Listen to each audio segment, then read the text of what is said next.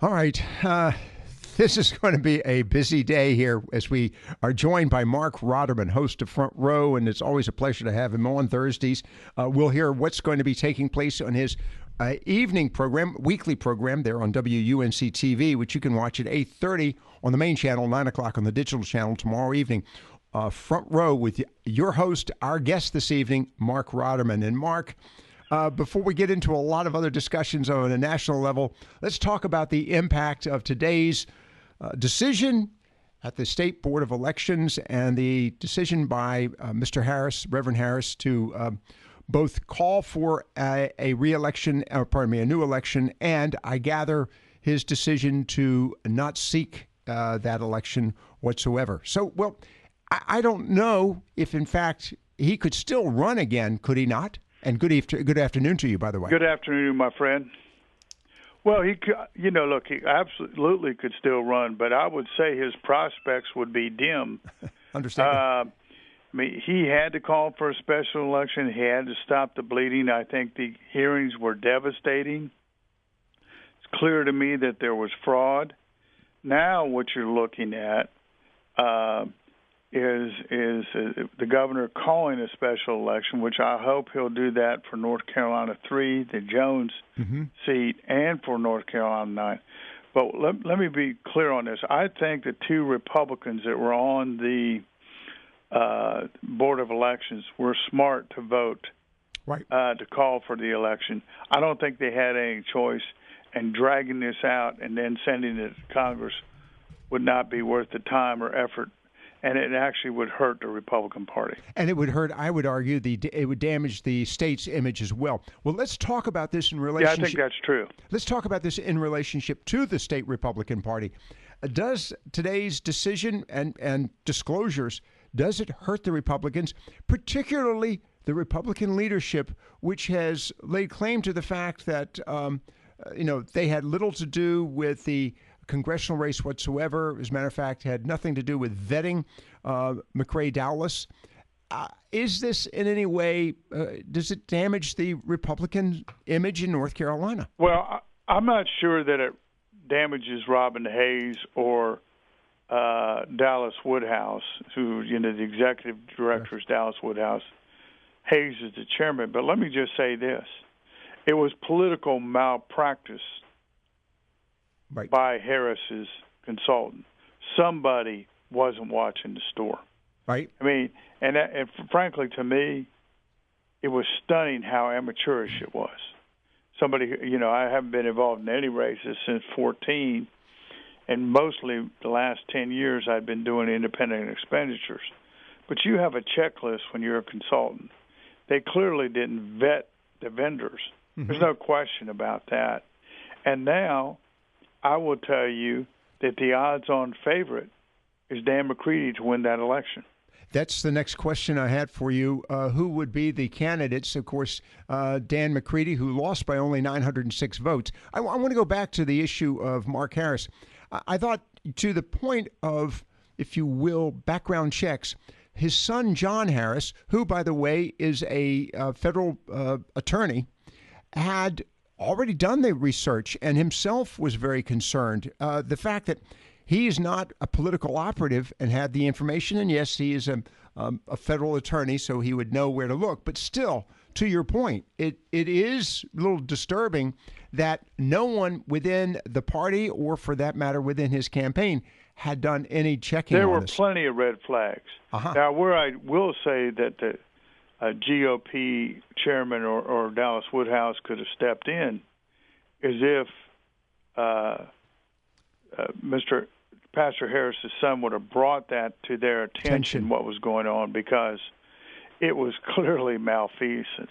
And it does put a bad, if you look at the headlines, just go on Google, it doesn't put North Carolina in a good light. Right. And the other aspect of this, and of course, I know that the Republican Party initially supported the Reverend Harris, was pretty aggressive about it. Again, it's the question of how much damage does this do to the party brand.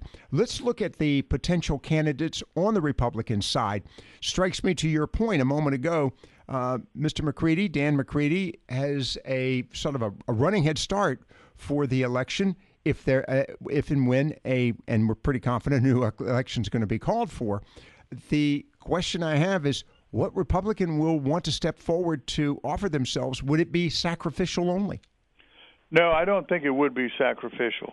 I think you're probably going to. I think that the Republican Congressional Committee is actively trying to find a self-funder.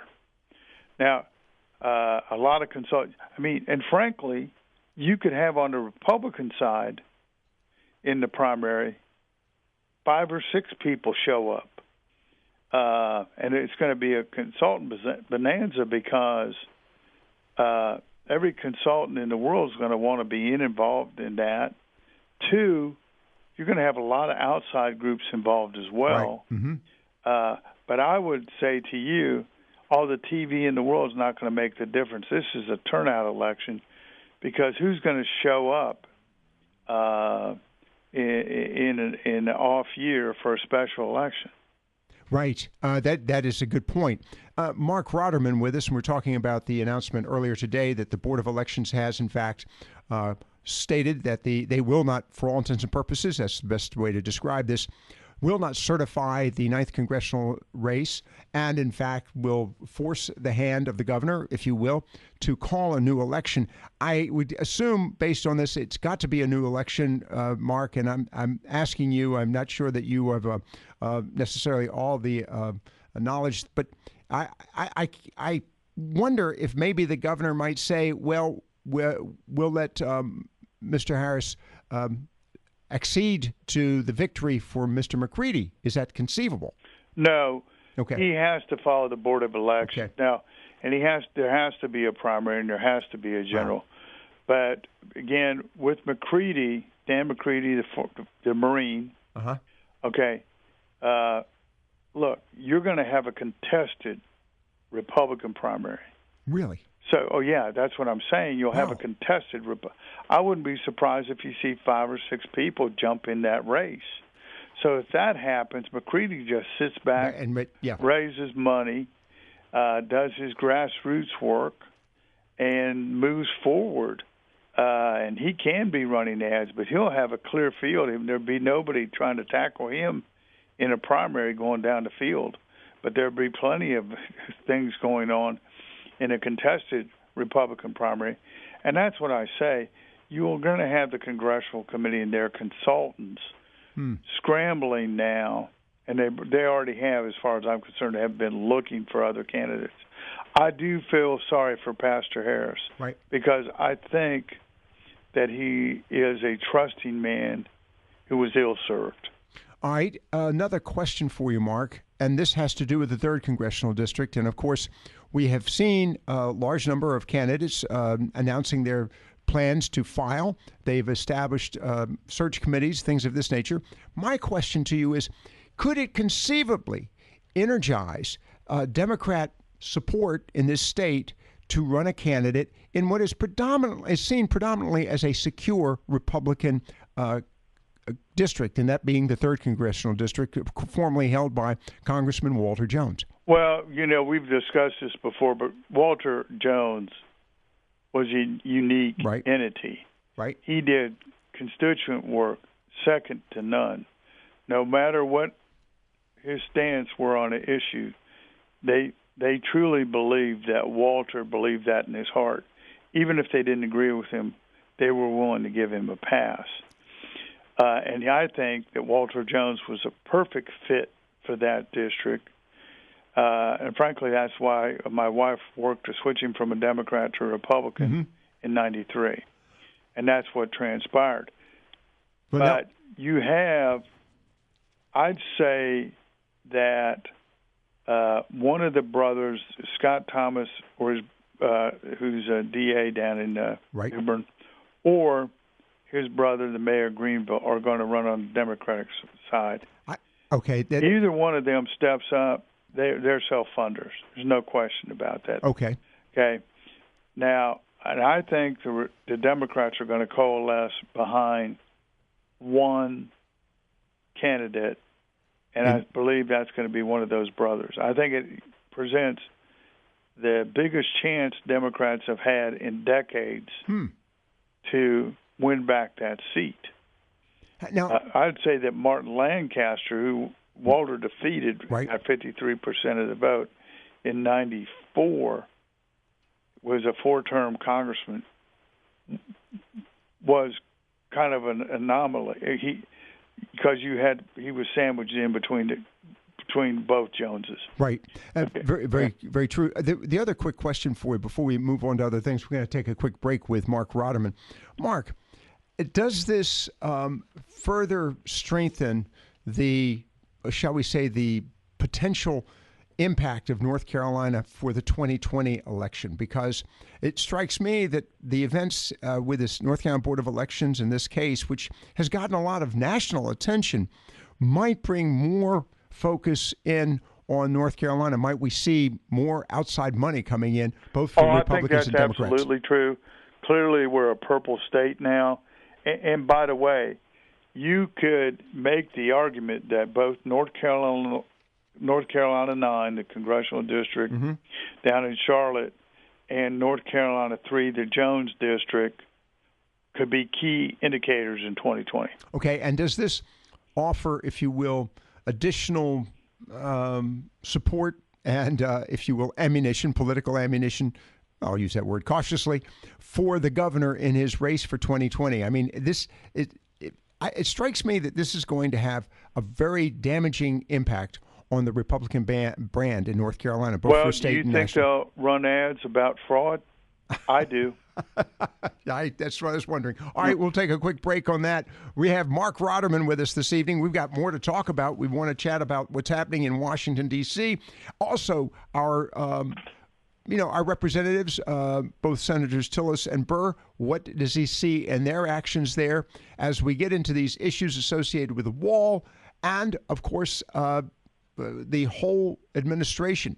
Stay with us here on Viewpoints. We've got Marc Rotterman, host of Front Row, with us this evening. And as always, to remind you, you can watch and listen to him tomorrow evening on Front Row, 8:30 on UNC-TV's main channel, 9 o'clock on the digital channel, and throughout the weekend as well. I'll share those times with you in just a few moments here after this break on Viewpoints. All right.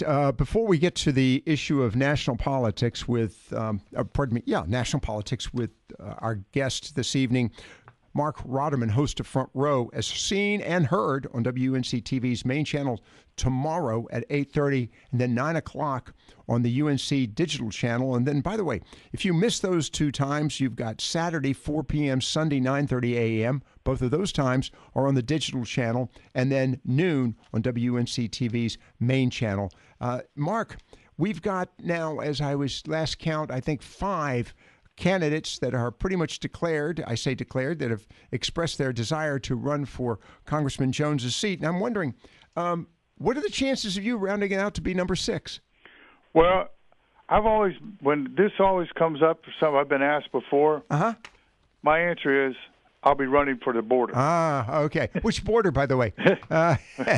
They may not let you across the one of the southern border. All right. Well, honestly, I'm kind of flattered you would ask that, but candidly, I made a decision a long time ago to be a consultant, and now I have the TV show, and I put a lot of time and effort in that, and we have other opportunities as far as broadcast now. So you were okay. And what we're doing, and what really, just to close. When you get a certain age, the drama gets to be too much. Okay. Oh, yeah. All right. Let's talk about, speaking of drama, last count, we had, I think, 9 candidates for declaring their desire to run for presidency. And we've got a lot of interest in campaigns in this country, and that'll lead me to the question about getting young voters out. But my first question to you is, these candidates, and of course, yesterday it was announced that Bernie Sanders, Senator Sanders, had raised $6 million in one day. First question, is that a significant amount of money in one day? It's significant because it's low dollars. Meaning? Okay, it's all grassroots. Oh. And there's a couple things working for him right now. One is that the DNC superdelegates are no longer in existence. That's what put Hillary over the top. Right. So that works to his favor. It also works to his favor that he's run again. And frankly, if you look at it, the majority of the Democrats running have largely adopted his policies of Medicare for all. You could say the Green New Deal. Now, what he's not running as right now, or I have seen no evidence of it, is as an economic populist, and that's what he ran on before. The other thing that I think is significant and will come up, particularly if he's nominee, look, the guy'd be 79 years old if he was elected the president the day he was sworn in. Right. Okay. That's getting up there, my friend. Well, yes, it is. Now, the question then goes to, obviously, there's a large movement towards the left. I'll use that description, more of a socialist environment. Is that something that is going to energize young voters? And if so, what will this do to the Democrat Party? Will they have to move to that direction in order to maintain the momentum for these young voters? Well, I think they've moved there as far as adopting extreme positions. Mm-hmm. Now, that may well play in Manhattan, the Silicon Valley, and other places in this country, but I do not believe it will play in flyover country in Ohio, in the Midwest, in Wisconsin, Michigan. I don't see that happening in Pennsylvania. I think people look at this and they scratch their heads. And by the way, immigration is going to play a huge issue. The elites want open borders. The Kochs want open borders. The Democrats are saying get rid of ICE, tear down the walls. So sovereignty to them mean nothing. And I'd point out to you that, and I'm sure you saw that story about the Mexican cartel right here in North Carolina that was importing tremendous amount of cocaine, heroin, and methamphetamines. And it's estimated that we're taking 500,000 illegal immigrants in 2019. In 500,000 where? Into the United States. Wow. That will get in. I mean, you can't sustain those type of numbers. You can't have an expanding welfare state. No. Unfettered immigration. It just doesn't work. Okay. Let's look at the fallout from this past week's issues, of course, associated with the wall, the national emergency, the votes in the House. And I want to go to the issue here in a few moments with if there's any change in support for the president in light of the experiences associated with former FBI director McCabe. My question to you is, what's happening now with the wall and the support for the president on the national? Here's what's going to happen. Mm-hmm. One is you're going to have a sense of the House to deny. They'll have a resolution to deny the national emergency. That has to be brought up in the Senate. Pelosi will pass that in the House probably tomorrow or the next day. Right. Then it'll go to the Senate. The Senate, there are some squishes there, and maybe even some weak-kneed Republicans, and perhaps even one from North Carolina in the Senate. I'm not sure that Tom Tillis will vote with the president. I think he'll vote against the president. Wow. So if that passes in the Senate, the president will veto that resolution, and he has enough votes to sustain that. Okay. But I've been reading quite a bit about how it goes in the court, mm-hmm. and most legal scholars, including liberal Jonathan Turley, think the president has a very good case once it gets to the Supreme Court to call a national emergency. Remember, in the last 10 years, there's been 58 national emergencies, including in Syria, Sierra Leone, Burma. I mean, what's the national emergency there for America? Good point. I really don't know. But I'm saying I think the president has a great shot at getting this done, and he has wide latitude And by the way, having another member on the Supreme Court is really going to help him. Okay, now let's look here for a moment at the experience, the fallout from Andrew McCabe's report on, was it 60 Minutes? And I'm wondering, is this causing, I'm looking for a description, shall we say, and I hate to use the word established members of Congress, but are members of Congress beginning to wonder about the sheer immensity of a bureaucrat and a bureaucratic organization? Well, yeah, I think they are. Let me just state a couple things. Uh-huh. Okay. Senator Richard Burr, chairman of the Intelligence Committee, right, said he found no collusion. Right. It's widely expected that late next week, or by early next week, Robert Mueller, special prosecutor, will come up with his report, which will find no collusion. Now, what you have with McCabe is a changing story. And I will say to you, when I watched that 60-minute address, that show about McCabe and that interview, I thought Scott Pelley was a lightweight. He didn't say, didn't you think bringing up the 25th Amendment was treasonous? Why is it your responsibility to do that? That would be the responsibility of the cabinet and the vice president. What's the FBI and a number 2 at the FBI? What is that? And to think that they were going to go in and send Rosenstein, the acting attorney general, now the deputy who's leaving in March, with a wire on the president of the United States. It's absurd in the face of it, and I'm glad Lindsey Graham is going to haul these people before the Judiciary Committee.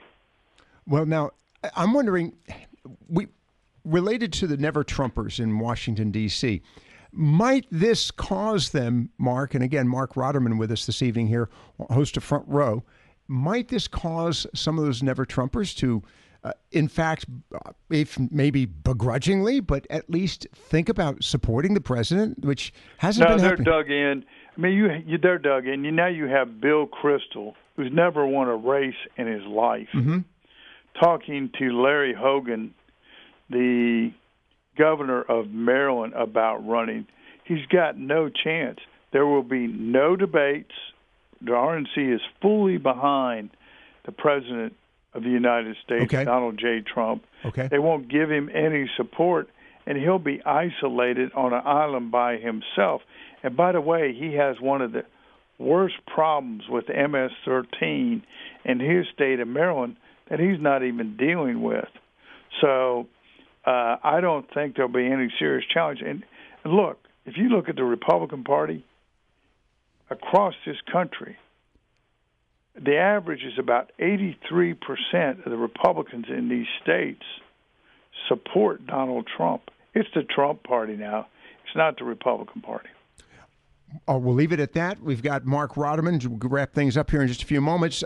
Mark staying with us as we look into this program, his program tomorrow evening on Front Row, as seen on WUNC-TV's main channel, 8:30 p.m., 9 o'clock on the digital channel, and throughout the weekend as well. Stay with us here on Viewpoint. Before we get back to Marc Rotterman's program, Front Row, which you can watch tomorrow evening on WUNC-TV's main channel and on, of course, the digital channel, the main channel 8:30, 9 o'clock on the digital channel, and then throughout the weekends. I'll give you those times a little later on. Mark, I want to go to the topic of the president's impending trip to South Vietnam and, to Vietnam, and the meeting with Kim Jong-un. And there's talk that there may be something significant out of that meeting. My question is, why is the president not being given, if you will, some latitude on this visit? There's a lot of criticism, yet he's the first president of the United States to ever make contact with the president of North Korea, the People's Republic of Korea. Let me say this. I think he's to be congratulated for reaching out. Obviously, we've seen no missiles going over Japan right. In the sea over there. or going over Guam. So that's all good. And I appreciate him continuing to reach out and try to strike a deal. However, I will tell you this. If President Reagan was still around and he was going to meet with Kim Jong-un, he would not go unless the deal was already predetermined. Okay. Now, I would hope that the president has a predetermined deal, which means denuclearization. If he doesn't, and they just walk away and it's another handshake and him standing up there with Little Rocket Man, I don't think it helps the president.